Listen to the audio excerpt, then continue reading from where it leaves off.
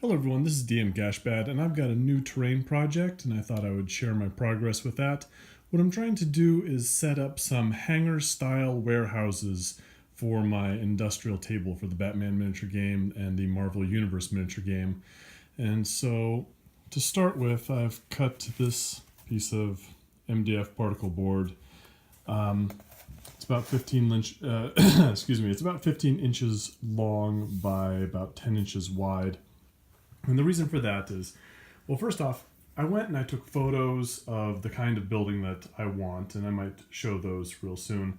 But anyway, I went and I put it on a computer program and I carefully tried to scale out how big these things should be.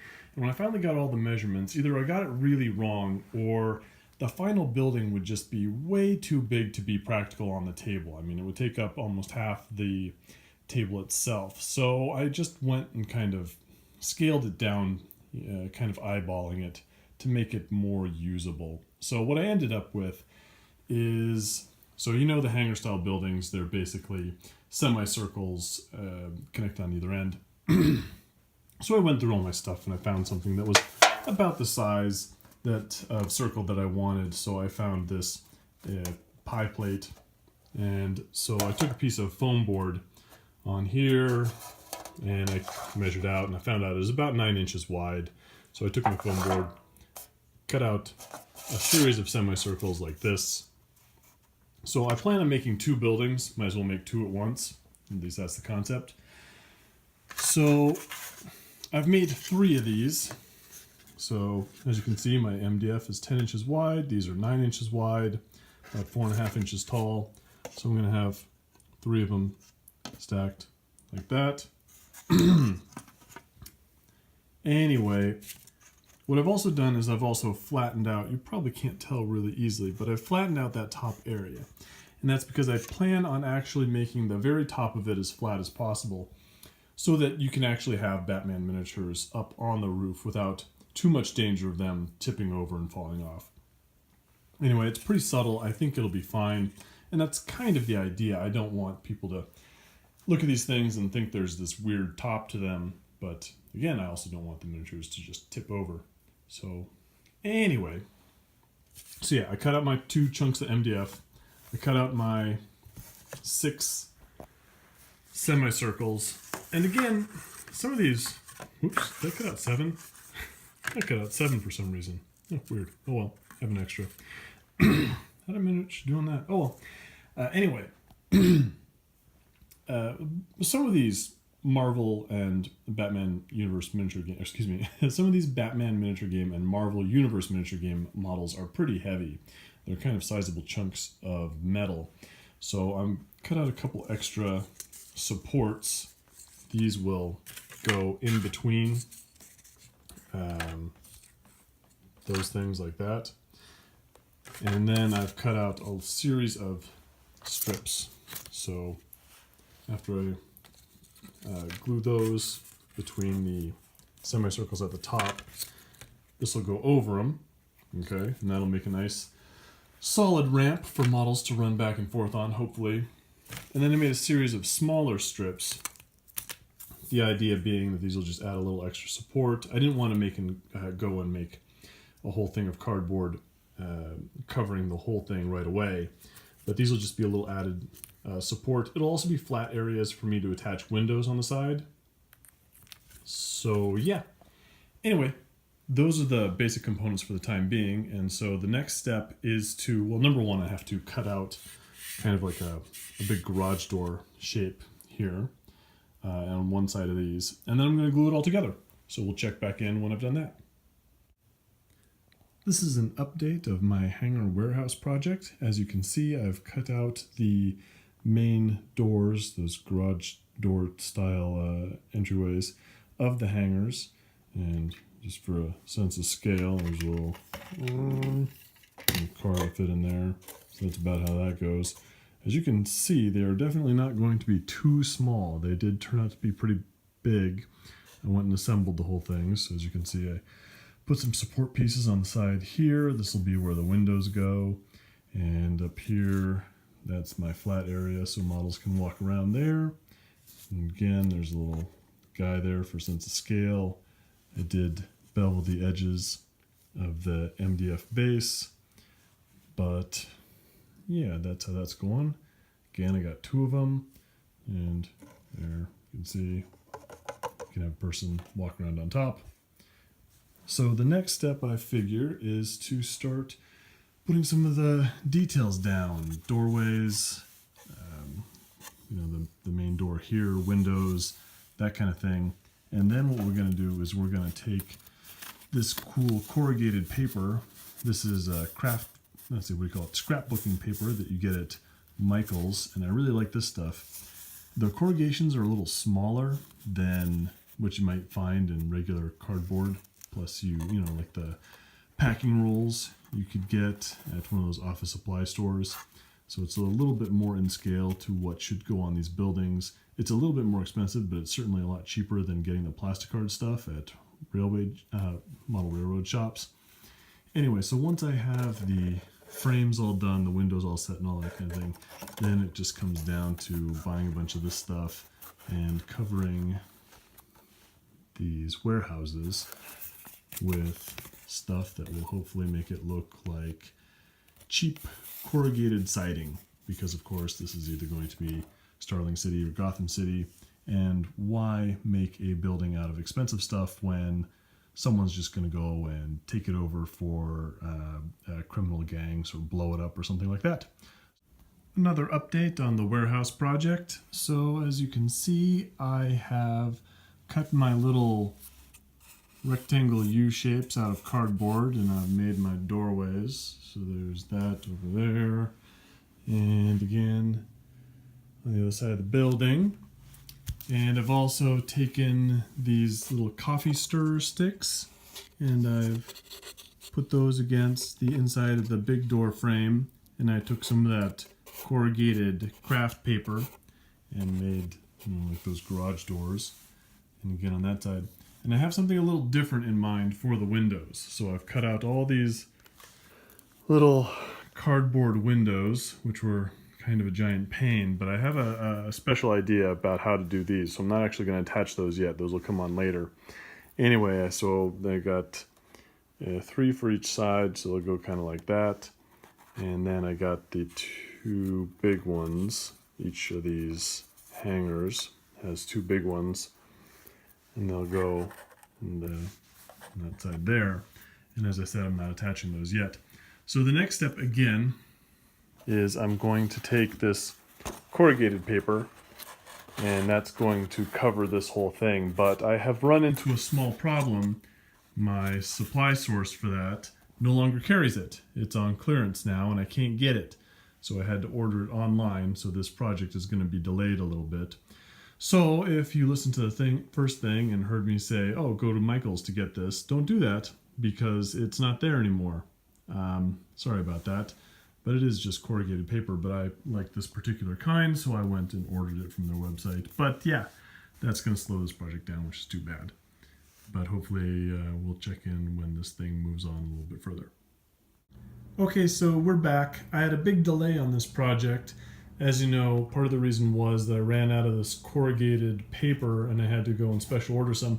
Turns out I didn't actually have to. I could have just gone to Joann's Fabrics and they keep it all in stock. But anyway, that's what I did. The other issue is that I may not have gone about this project the best way. So the idea is I'm going to take more of this corrugated paper and I'm going to texture the outside of it. So I need a piece that covers up this minus these doors. And of course, first thing I did was I cut out the door frame and added in this door frame here. And so now I need a piece of paper to cover that exactly. So I kind of went back and forth on how to do this. And in the end, I went and I just took a piece of paper and I basically just traced the area around here. And then I put that on a piece of corrugated paper and cut that out like that. Then I went and took that same piece of paper and put it up. That's the wrong one. Stuck it against there, make sure I got the right side facing. So I actually marked back and front when I did this tracing. And then I carefully traced around there, trying to find the edges through the paper. And then I put it on that the corrugated paper, and I made my cutout like that. Anyway, there's probably an easier way of doing this, but it actually turned out okay. It didn't take that much time. It did get me the shape I wanted. I only needed like a little bit of corrections. So that's all done. I went and did the same for the other side here. The only difference is that I was a little bit smarter on this. I didn't actually glue on the window frames that I have. So I've got these separate window frames. And I went and marked which one is which. So there's A1, so I know it goes to this building, and it goes on this side, 1, 2. And so I've got a particular idea in mind with how I'm going to do the windows.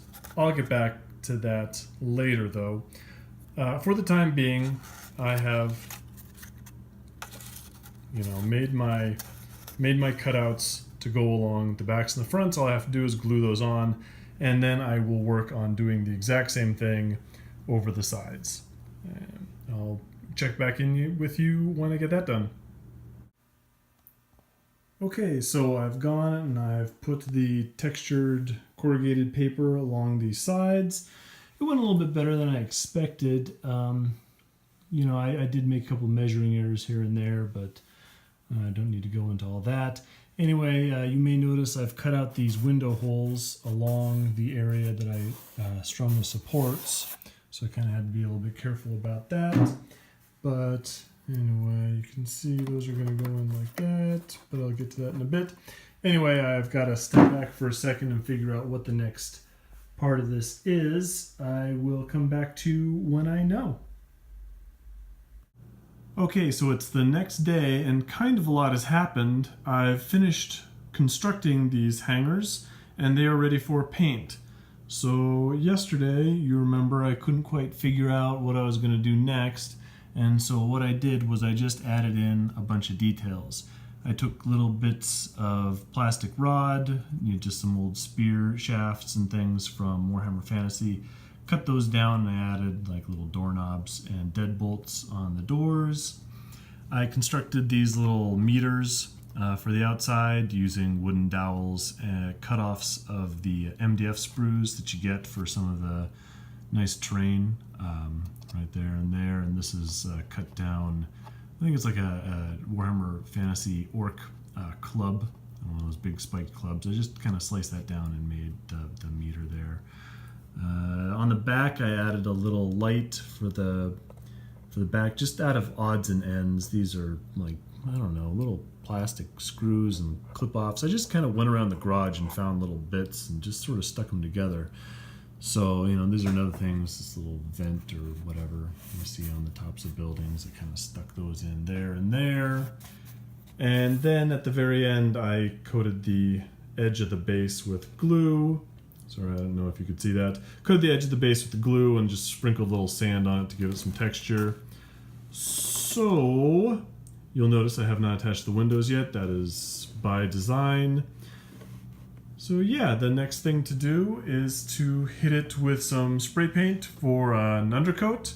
And I think I'm going to use just regular spray paint for this. I'm not going to use the expensive GW stuff that I use for miniatures, because there's really not that much fine detail in all of these things.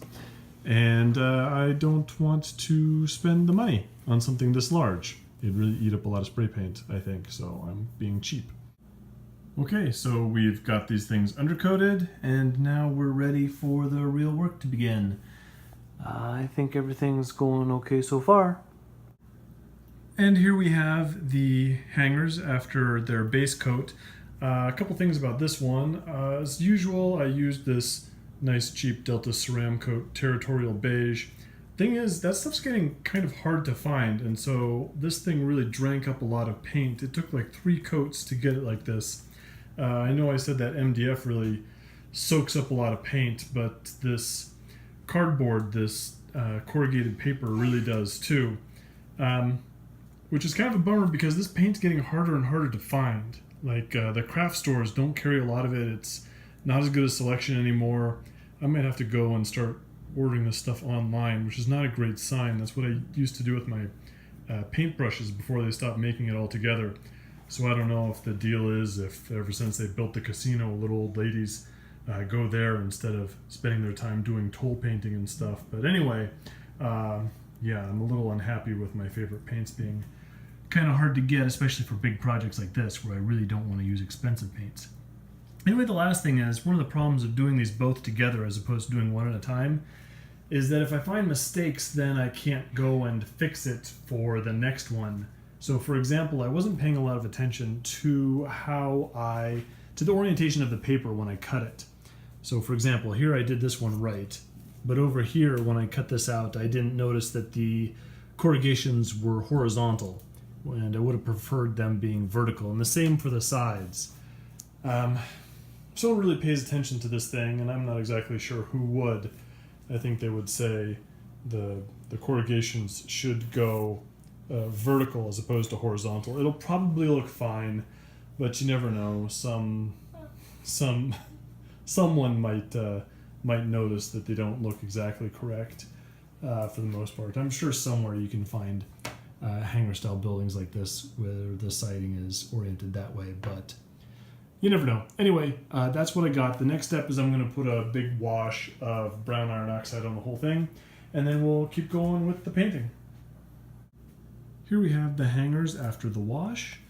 One thing to keep in mind if you guys are doing this sort of thing is that I put on a pretty heavy wash and it really soaked through this corrugated paper, and so some of the areas around here started warping and kind of bending. I think it'll be okay. You know, this is Gotham City architecture. It's not going to be in great shape, but if it bothers you, maybe you might want to put down a layer of card before you put down the paper, or just don't use too heavy a wash, or just skip the washes altogether. But yeah, there it is. We're going on to dry brushing. All right, here we have the hangers after the first dry brush. I started these guys out with a trail tan. We'll see how they look when I hit them with the next one, which should be sandstone. And there are those after the sandstone highlight. So here we are outside because it's just a little noisy in the house this time. Anyway, I've done the final dry brush highlight of white just on the edges of this thing, and I've started doing some of the detail stuff. I don't know if this is a little bit too the light's too bad to see this, but I've painted the what do you call it, like the garage door on this rain gray, and I've painted the doors a barn red and black mix. And so the next step is, oh yeah, that's way too dark to be able to see.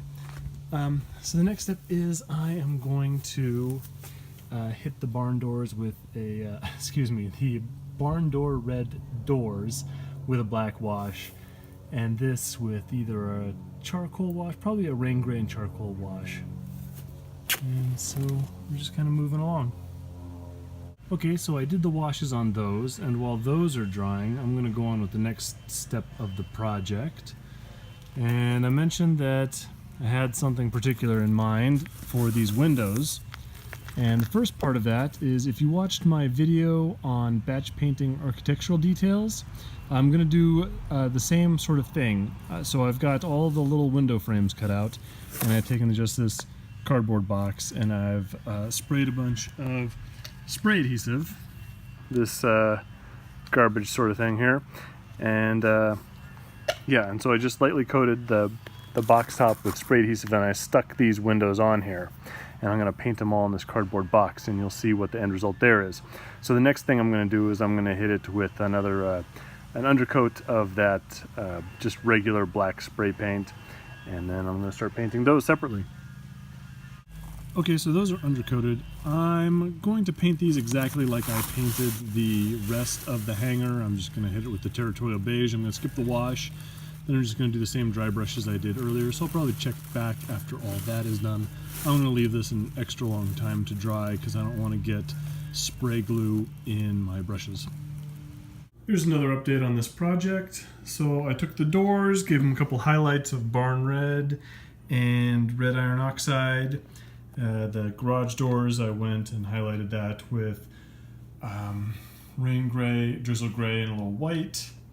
And I also went, and this may have been a little bit too early for this, but I went and blacked out all of the windows. I think I probably should have waited for me to do the rust effect, which is coming up very soon. I think the next thing I should probably do is add a little bit of silver to the edges of these lamps, into the doorknobs, highlight those up, and then maybe start with the rust effect.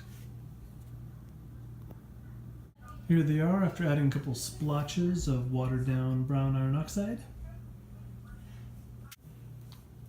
And here we have these things after I've put on some, what is this, Adobe Red stippling. And also you can see I've gone and I've dry brushed all the windows. So the next bit is a little orange stippling on there. And there they are with the orange stippling. I think I'm reasonably happy with that. The next step is I've just got a couple little details to do. I'm gonna make this little meter part here. I'm probably gonna do that dolphin gray, and then highlight that up to white. And then the lamp, hold on a sec, on the other side, that little light there, I'm probably gonna make that like a pale yellow kind of thing. And I'll probably go over the base, make that black again, touch up the black inside the windows because I splattered some of that rust effect on there. But yeah, we'll keep going. Alright, sorry about the background noise on this, but as you can see here, these things are almost done. I've gone and I've just made a little pale yellow on those lamps right there.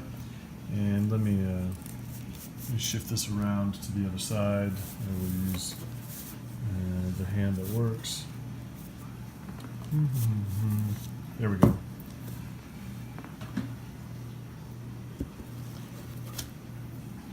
Alright, so yeah, I also colored in that meter, give that a little highlighting.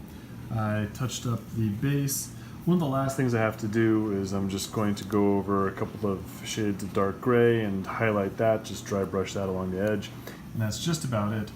The last thing that I'm going to do is, and this is an idea I've had for a while, you see I went and re-blackened the windows. So I've got these little cutout window things, see that?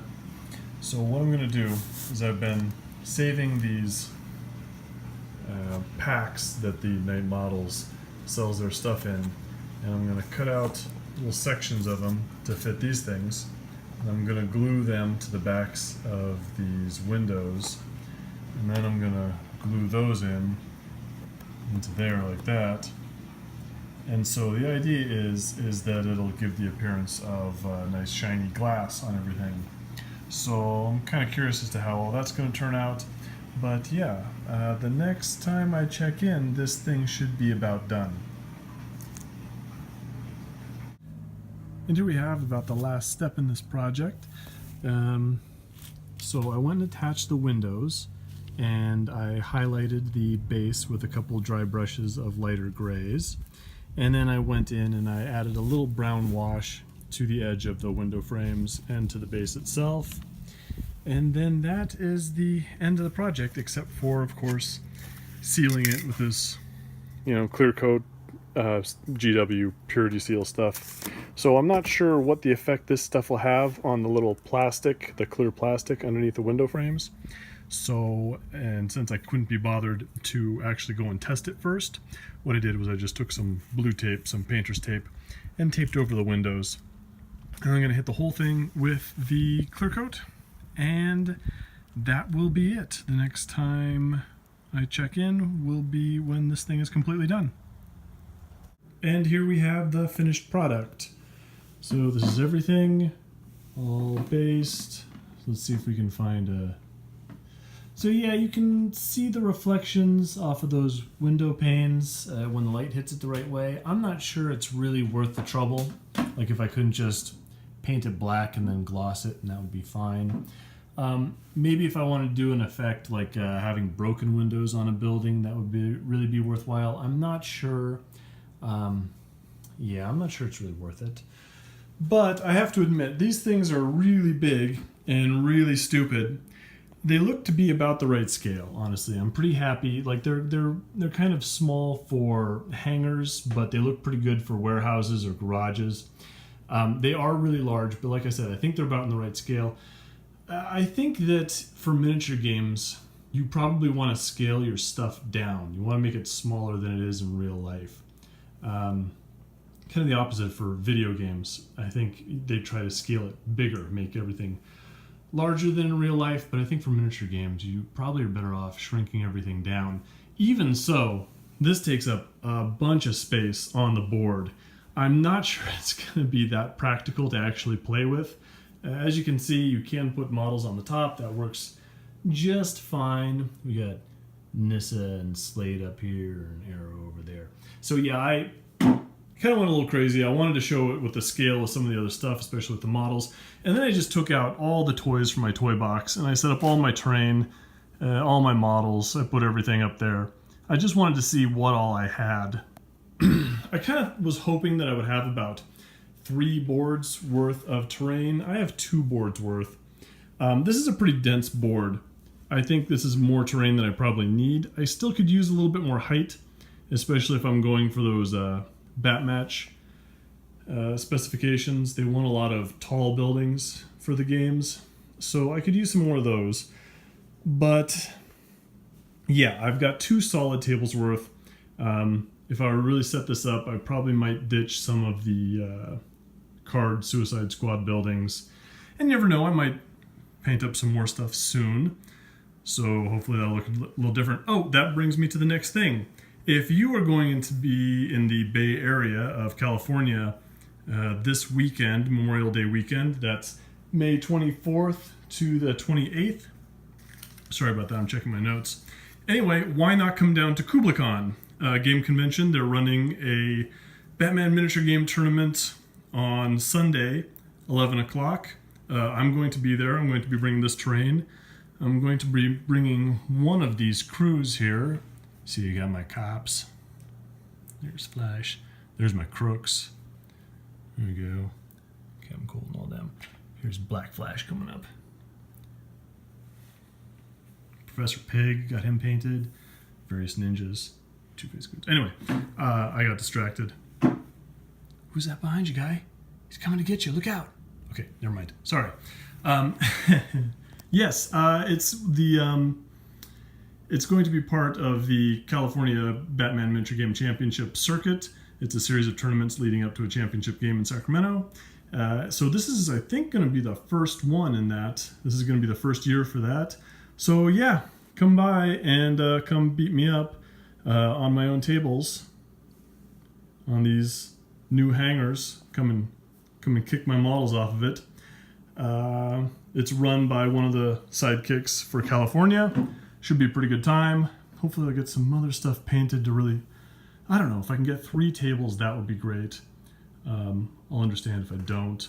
But it'll either be 2 good tables or 3 maybe not as good tables. But as you can see, I think I went a little bit crazy with the rust effect again. I think that's probably too much. I could have dialed that back quite a bit, but I think I sort of do that every time. So at least it's going to match the other stuff that I've taken too far, like these propane tanks. I think this meter might be my favorite thing about it. Just sticking that together, trying to make this kind of authentic. So yeah, that's that. Hope that was helpful. And if you have any questions, leave them in the comments below, and I will see you on the next one.